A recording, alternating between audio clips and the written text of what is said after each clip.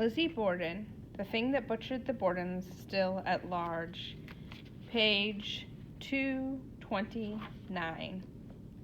Never, Emma Borden had said as she sat waiting for the verdict, never had girls such faithful friends as we have had during our troubles. Now that the troubles were over, the damage the 10-month ordeal had silently inflicted on those relationships began making itself felt. On Sunday, July 23rd, Lizzie returned to the Central Congregational Church for the first time since the murders. Accompanied by Dr. Bowen and Mr. Holmes, Lizzie made her way up the side aisle to her usual pew, number 22. Without a word, parishioners in the surrounding rows left their seats, silently detaching themselves from Lizzie Borden. These were not simply their accustomed pews, they were reserved and paid for, sometimes occupied by generations of the same families. The snub could hardly have been more deliberate or more cutting. Lizzie was prepared for such treatment. If any of my old friends sees fit to ignore me, she told columnist Joe Howard, I shall, I suppose, be compelled to drop them. But the situation was beyond her control. Lizzie Borden had become a spectacle. Anything or anyone connected with her was fair game. As far as the newspapers were concerned, a few people were willing to abide that kind of attention, even second-hand. Those who bravely insisted on associating with Lizzie found themselves shunned within their own circles. Even the faithful Miss Brigham could not withstand the pressure and gradually stopped visiting. Beneath these superficial snubs, an entirely different kind of unease gnawed at the citizens of Fall River. The jury had declared Lizzie Borden not guilty of the crime, yet to many who found themselves living alongside her, the distinction between not guilty and innocent must have become uncomfortable to contemplate, especially when the police abandoned further investigation of the crime. The thing that butchered the Borden still at large, the Fall River Globe put it. If not Lizzie, then who? With no other suspect to blame, rumors ran rampant, intensifying in blatant disregard of Lizzie's acquittal. One of them was said to have originated from a woman having her nails done in Boston. She'd overheard a manicurist named Titisha telling a story she'd heard from a friend, who in turn had heard from a friend of Lizzie Borden. This unnamed lady had been frightened by a cat jumping into her lap, and Lizzie had taken it away. A few minutes later, Lizzie returned announcing, "That cat won't ever bother you again." When asked why, Lizzie replied, "I've chopped its head off." The stories of her pilfering from the dead resurfaced too, spread by the prominent Massachusetts clergyman. Over the years, those rumors would further morph into the ghoulish notions that Scrooge, like Andrew Borden, chopped to the feet of his clients to fit them into smaller, cheaper coffins. The more discerning minds of Fall River could doubtlessly dismiss such outlandish gossip for what it was, but one thing remained that no one could dismiss: Lizzie's inquest testimony. Lizzie had wept for joy when the judges excluded it from the jury, unwilling to see the information withheld from the public at large. District Attorney Knowlton furnished the press with the full transcript that very same day. Lizzie's story, printed verbatim in the New Bedford Evening Standard, hit newsstands on Monday, June 12th. Reading it was enough to challenge anyone, even her friends, to maintain a belief in Lizzie Borden's innocence. Whatever people thought of them, there was business to attend to, personal business that, like everything else, the Borden sisters were helpless to keep from the papers. In one such instance, the publicity was both accurate and favorable. The New York Times gossip column was exactly right in noting that Emma and Lizzie had voluntarily transferred their dead stepmother's property to her next of kin. Because Miss Borden had died first, and without a will, all her property had become her husband's for an hour or so. Anyways, likewise, the moment Andrew Borden died, everything he owned reverted to his surviving heirs, Emma and Lizzie. As far as anyone knows, he made no will specifying otherwise. Contrary to persistent assumptions, Lizzie and Emma would not have been left penniless if the situation had been reversed. By law, only 1/3 of Mr. Borden's fortune would have gone to Abby Borden and her heirs if she had been momentarily survived her husband. But all the medical experts had agreed. Miss Borden died first. Legally speaking, Emma and Lizzie did not have to part with one penny of their stepmother's $4,000 estate. And yet they did. Nearly every cent of it. Abby Borden's two sisters, Bertie and Priscilla, received $780 in cash from Miss Borden's bank account. The deed to Bertie Whitehouse's house on 4th Street, which had caused so much irritation in the Borden family, they transferred to Bertie and Priscilla for $1. One very sensitive issue, at least, Lizzie and Emma did manage to resolve with utmost secrecy. On July 14, 1893, Medical Examiner Dolan received a letter from District Attorney Knowlton. Dear Soul, Sir, Mr. Jennings insists that the skulls of Andrew and Abby Borden be returned to his clients, as there is no pending case and they were held for evidence only. I see no reason why they should not be returned. So far as we know, Dolan complied and the skulls were returned. They've never turned up elsewhere, that's certain. How or when they were laid to rest remains mostly a mystery. Although no record of their burial exists, radar scans of the Borden plot conducted in 1982 by James Starr, a forensic professor from George Washington University, revealed small irregularities in the soil of Mr. and Mr. Borden's coffins. Professor Starr believes these disturbances, about 36 inches above Andrew and Abby Borden's feet, mark the place where the Borden sisters privately reunited their parents' skulls with their bodies. Try as they might to bury it, Lizzie Borden's past was no longer entirely her own. Her trial was a matter of public record, making it inevitable that someone would try to cash in on the Borden fascination. The only surprise was how quickly the Fall River tragedy, a history of the Borden murders, arrived in readers' hands less than 2 months after the verdict. Its author was 29-year-old Edwin Porter, the very same Fall River Globe reporter who was behind the story of the Borden sisters' jailhouse quarrel. Lizzie, everyone knew immediately, tried to suppress the publication. That can't be denied, but as is so often the case where the Borden murders are concerned, the circumstances are more complicated than they appear. Word about Porter's intent to publish a book on the crime had broken while Lizzie Borden was still in jail. Fearful that it would ruin his client's chances for a fair trial, lawyer Jennings contacted Edwin Porter in late January of 1893. You are therefore hereby notified that you will be held directly accountable for all statements published in such book or pamphlet, and for any false statements or colorful descriptions you will be promptly prosecuted, he warned. The notice went on to forbid Porter from printing any likeness or pretended likeness of Andrew, Emma, or Lizzie Borden, John Morris, or Jennings himself. It seemed no one minded if Porter printed photos of Abby Borden. Within a week, Jennings learned from Porter that the book would not go to press until after the trial. The two men also reached an apparent compromise about photographs. No living members of the Borden families were pictured in the Fall River tragedy, only Mr. and Miss Borden. Jennings pursued the matter no further. In reality, Lizzie had little to fear from the Edwin Porter. The Fall River tragedy was in essence a thinly veiled compilation of his Globe articles. If the people of Fall River were hoping for shocking new revelations, or perhaps even a solution to the mystery, Porter was a complete disappointment. The Fall River tragedy. Victoria Lincoln, who was born in Fall River in 1904 and grew up just down the block from Lizzie Borden, offered a different explanation for the scarcity of Porter's book, and it is hers that was taken root in the popular imagination. Like most of Fall River, I had always wanted to read Edwin H. Porter, The Fall River Tragedy, she wrote in her 1967 biography of Lizzie Borden. However, Lizzie bought off the printer a local, and the books were destroyed before they hit the shop. Over the years, the fact that Lizzie Borden burned all but 4 copies of the Fall River tragedy sprouted out of Lincoln's story. Despite the absence of any evidence supporting her claim, on the contrary, a 1933 New Yorker article reported that Porter's book failed to sell well, leaving a portion of the original print run to gather dust in the loft of an old barn.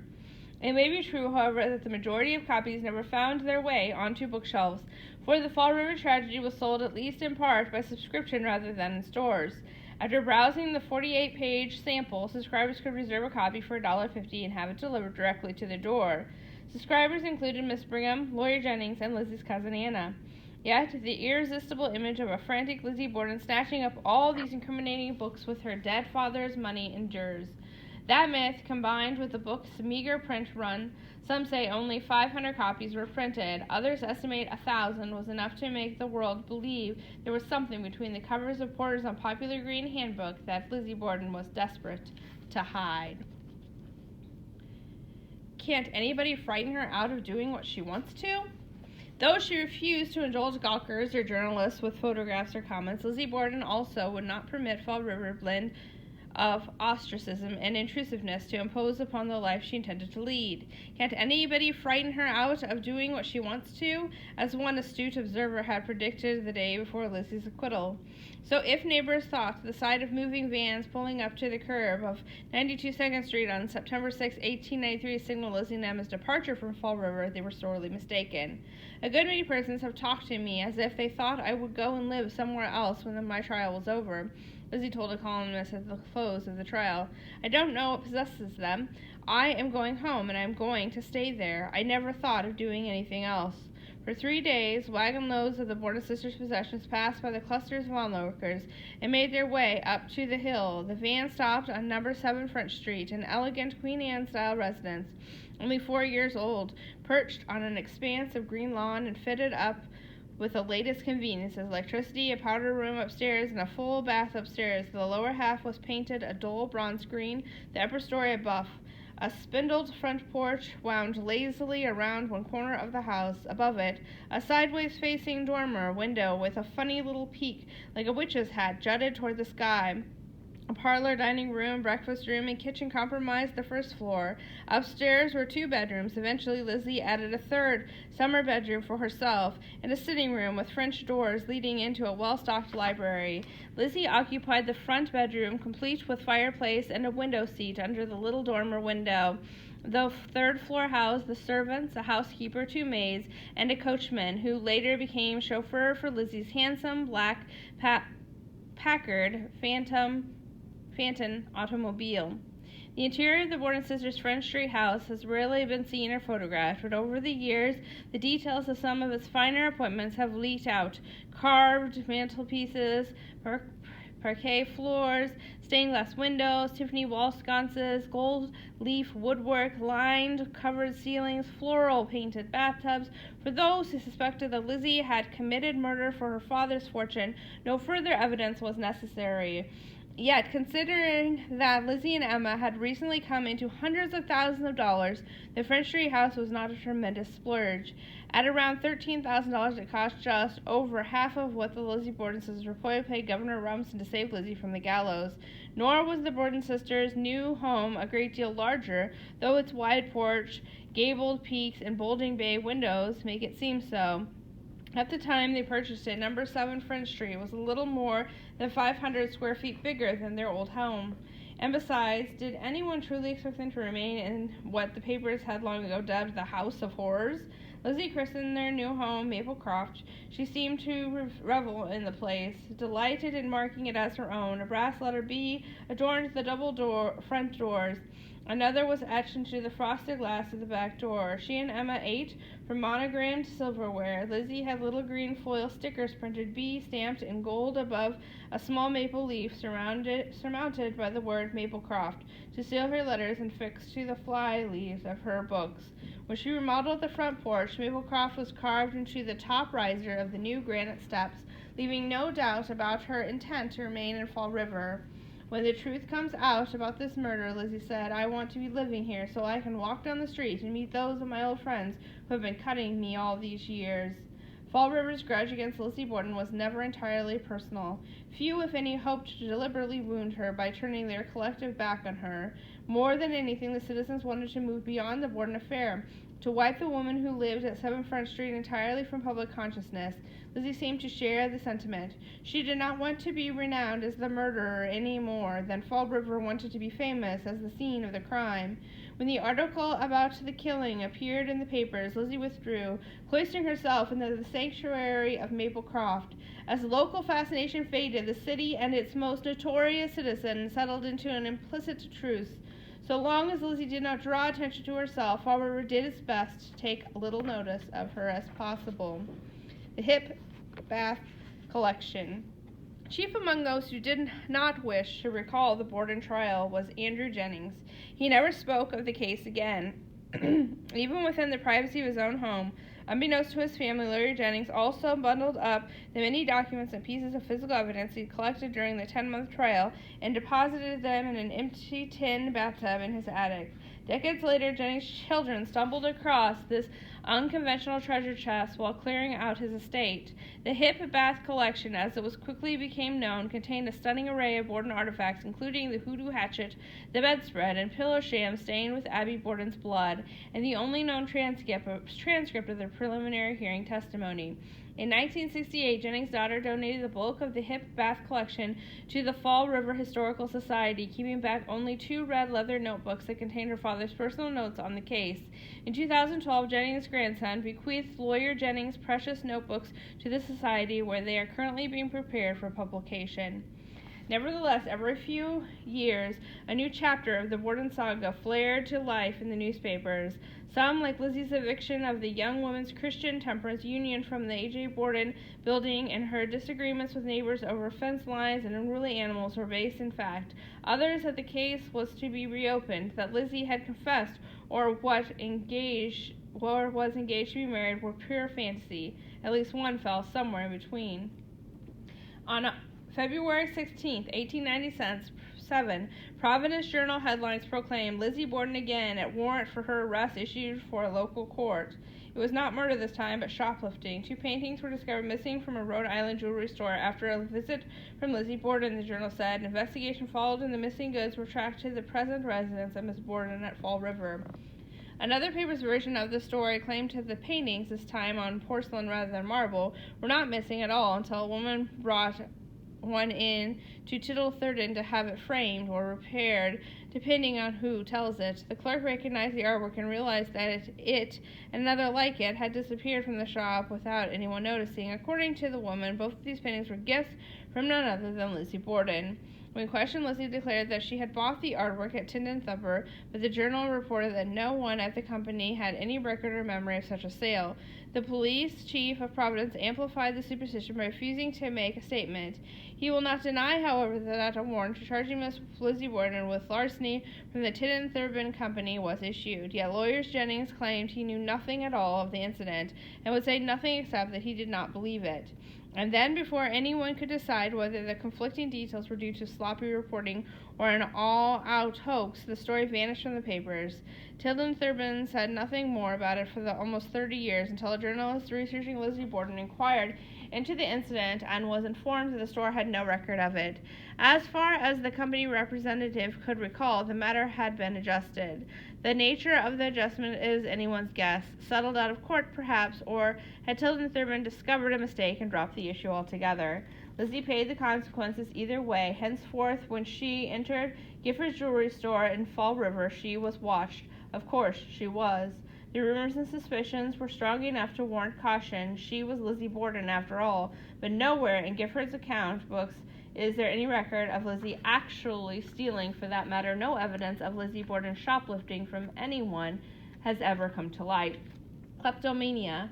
As with so many things connected with Lizzie, the few facts of the Tyndon Thurber incident dwindled through the decades, allowing the bones of the story to grow entirely new flesh. This episode seems to have spiraled backwards, spawning a legend that when Andrew Borden was alive, he'd given instructions to the local shopkeepers to quietly bill him for anything Lizzie stole. The logic was warped. Would such a stern old skinflint really fund his daughter's petty thievery? Why not buy her the little luxuries she wanted and spare his family the shame? After she'd inherited her father's savings, the notion made still less sense. And so the legend expanded to answer that too. Lizzie became a kleptomaniac, compelled to steal no matter how much finery she could afford. I did not go until conditions became absolutely unbearable. Through it all, Emma stood by her sister. Their mother's death, their father's remarriage, the murders, the trial, the stigma and isolation that followed. For 40 years, Emma's support never wavered. And then, in June of 1905, the Boston Sunday Herald announced, after repeated disagreements, Lizzie A. Borden and her sister, Emma Borden, have parted company. More astonishing still, the story was true. Several days ago, Miss Emma packed up her belongings, called a moving wagon, and shook the dust of the French Street home, where they have lived together ever since the acquittal in the famous murder trial, from her feet. After so many traumas weathered side by side, it was difficult to imagine what new horror could make Emma suddenly pack up her things. The newspapers had two guesses, an actress and a coachman. The actress was Nance O'Neill. Audiences from San Francisco to New Zealand to South Africa were raving over the 6-foot beauty at the turn of the century, sometimes appalling to zealously that they split the seams of their gloves. Among them was Lizzie Borden. Lizzie adored the theater, traveled at least twice a month to Boston, sometimes taking in 2 performances in a single day. No one knows what role she first saw Nance O'Neill play during the actress's triumphant 1904 tour of New England, but whatever it was entranced her. Lizzie did not even return home before dashing off a fan letter. Her request to meet the actress arrived on hotel stationery, accompanied by a bouquet of flowers. Nance O'Neill later claimed she had no idea she was agreeing to meet the notorious Lizzie Borden. By that time, Lizzie had adopted the name Lisbeth, and learning Lizzie's identity did not deter her. On the contrary, Nance O'Neill had made herself famous playing tragic roles. How could she pass up an opportunity to befriend a living, breathing tragedy? Whatever her motivation, Nance found herself captivated by Lizzie. Her refinement and intellect, her kindness and loneliness all aroused Nance's sympathy. That autumn, when Nance O'Neill played Fall River, she and her whole company dined afterward at Maplecroft. Talk in town was of a splendid affair, with catered food, palm trees, and an orchestra. It was also rumored that Lizzie had funded a lavish week-long party at Nance's country home earlier that summer. Entertaining a troupe of actors was not exactly scandal-worthy, but it did attract a certain amount of attention Emma did not welcome. She may have retired to her room or left the house entirely, for Nance O'Neill stated years afterwards that she'd never met Emma Borden. No one knows just how intensely Emma disapproved of Lizzie's relationship with Nance, but whatever Emma's feelings, they were not enough to discourage her sister. Early May of 1905 again found Nance enjoying Lizzie's hospitality. A little more than a week later, Emma had left Maplecroft forever. It could hardly have been a coincidence, but while Nance O'Neill was almost certainly the last straw, she was not the root of the problem. The fact was, Emma had been contemplating parting with Lizzie for at least a year before Nance entered the picture. Otherwise, Emma could not have confided her troubles in Reverend Buck before his death in March of 1903. When he'd heard what was going on at Maplecroft, Emma said, Reverend Buck told her it was imperative that I should make my home elsewhere. Perhaps Reverend Buck was referring to the coachman. According to the newspapers, Lizzie's coachman, Joseph Tetrault, was a fine-looking young man and reported to be very popular among the ladies, always generous towards those she valued. Lizzie at some point presented Tetrault with a gold watch chain decorated with an onyx horse's head, but in 1903 he'd been dismissed from Maplecroft, reportedly because of Miss Emma's dislike of some of his doings and position. That business about him being popular with the ladies is our only clue as to why.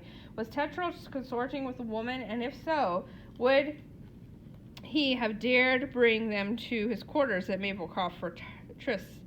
Had he and Lizzie become romantically involved? Could he possibly have made unwelcome advances towards Emma?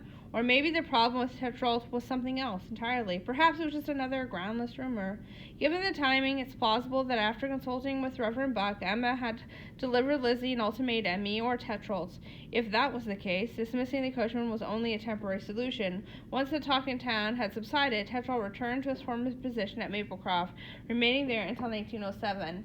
Emma's reaction, or what she endured for the next year and a half, is a matter of speculation. All she said publicly was, I did not go until conditions became absolutely unbearable. So far as anyone knows, Lizzie and Emma never saw or spoke to one another again.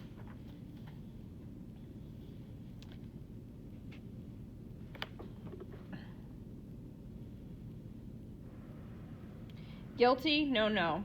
The year 1913 marked the 20th anniversary of the verdict. 2 decades of rumors, gossip, and prying. 2 decades of insinuation and slander, and neither Lizzie nor Emma Borden had ever acknowledged a single word, much less spoken out against any of it.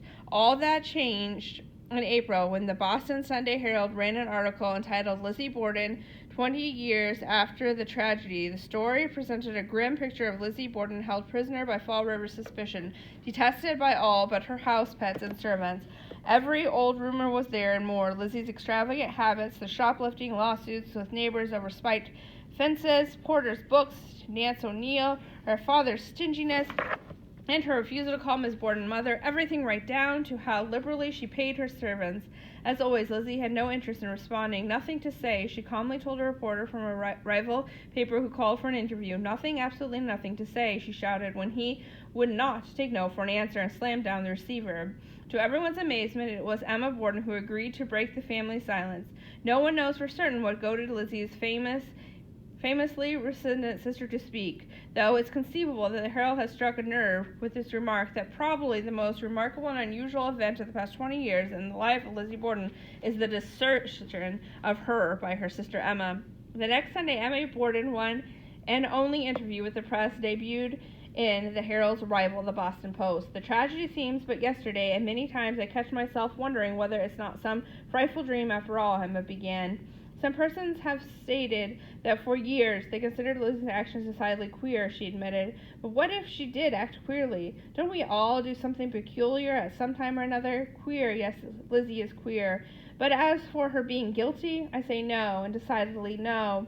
After sitting through Lizzie's trial, testifying for her, and paying half her legal fees, Emma said, she was not going to sit by and watch her sister be cruelly slandered, not after the promise she had made at her mother's deathbed. She would not speak of what had happened between them at Maplecroft. They had agreed that Lizzie could stay there for the rest of her life, but Emma said, I do not expect ever to set foot on the place while she lives. I did my duty at the time of the trial, and I am still going to do it in defending my sister, even though circumstances have separated us, she added. The vision of my dear mother always is and bright in my mind. I want to feel that when mother and I meet in the hereafter, she will tell me that I was faithful to her trust and that I looked after baby Lizzie to the best of my ability. After 50 years, her childhood vow remained so strong it brought her to tears. Emma also stoutly refused to tolerate barbs directed at her father. Some unkind persons have spread the reports that my father, despite his great wealth, was niggardly and that he refused to give us sufficient to eat, she said, possibly referring to the Herald's claim that the family had nothing but crackers and milk for supper the night before the murder. That is a wicked lie. He was a plain-mannered man, but his table was always laden with the best that the market could afford. Every Memorial Day I carry flowers to Father's grave, she said, and Lizzie does not forget him, but she generally sends her tribute by a florist. With that, Emma ended the interview. As she accompanied the Post reporter to the door, he heard her say, as if to herself, yes, the jury declared Lizzie to be innocent, but an unkind world has unrelentingly persecuted her. I am still the little mother, and although we must live as strangers, I will defend baby Lizzie against merciless tongues. It was the last word the public would hear from the Borden family. She constantly hoped that before she died, she would be proven clean-handed. On June 1st, 1927, Lizzie Borden died at Maplecroft. No one, not even her friends, was sorry to let her go. Life, said one of the nearest and dearest, had become a burden to her. Those who knew Lizzie Borden best were very glad that it had come to an end, and knew she was glad too. Only a select few had known she was dying. Only the presence of the undertaker's automobile on the drive indicated that it had happened. To most of Fall River, the news came out of nowhere, but Lizzie's friends had noticed her health faltering for the last 2 years. The final decline was sharp and swift. 6 days, and it was over. Years ago, the papers had accused her of having no heart at all, but in the end, it was her heart that gave out. The death certificate read myocarditis. She was 66 years old. Her funeral, as she had specified, was strictly private. Neither the undertaker nor the cemetery would release any information, ensuring that in death, at least Lizzie Borden would not be hounded by the press or the public. Miss Vida Turner, who was summoned to Maplecroft at noon on Saturday, June 4th, to sing the single hymn Lizzie had requested, recalled, "The undertaker unlocked the door, let me in, and locked the door immediately. I was ushered into a room, sang the song, and was then ushered out.